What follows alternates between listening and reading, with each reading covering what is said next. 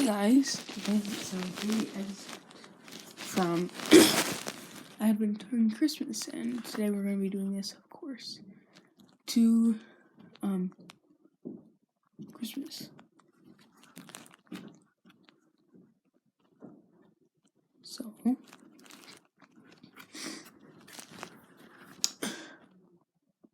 first week of Advent, December 1st, Sunday of Advent, climbing to the mountain of Advent.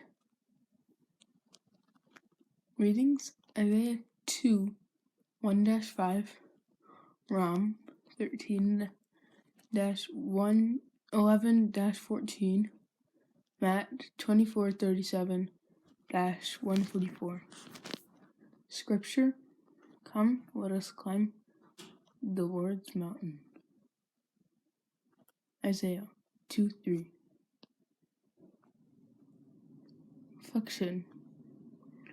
First time I climbed up Half Dome in Yosemite Valley, I was filled with a sense of adventure and anticipation. The first 8 miles of the hike were breathtaking. The last 400 feet scared me to death.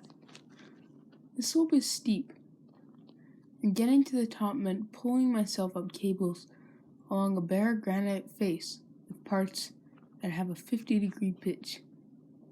No protection on either side, the slightest slip sent me tumbling thousands of feet below.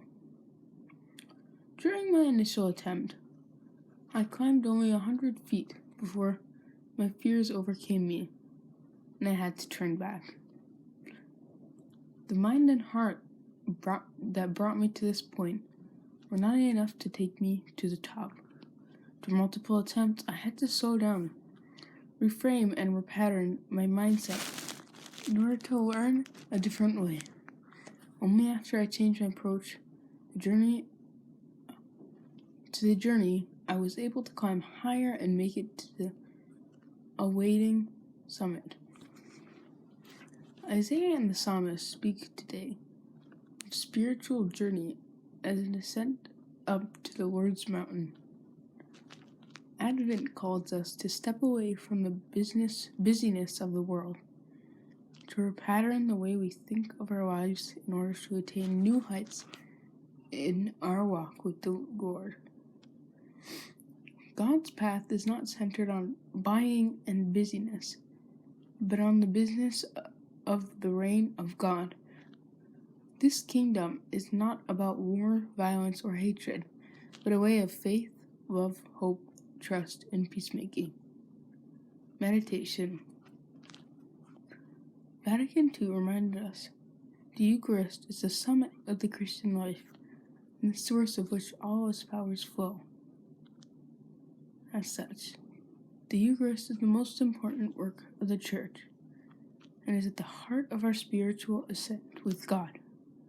It is a place from which to gain a panoramic vision of life, gain a new perspective on where I have been and where I'm going.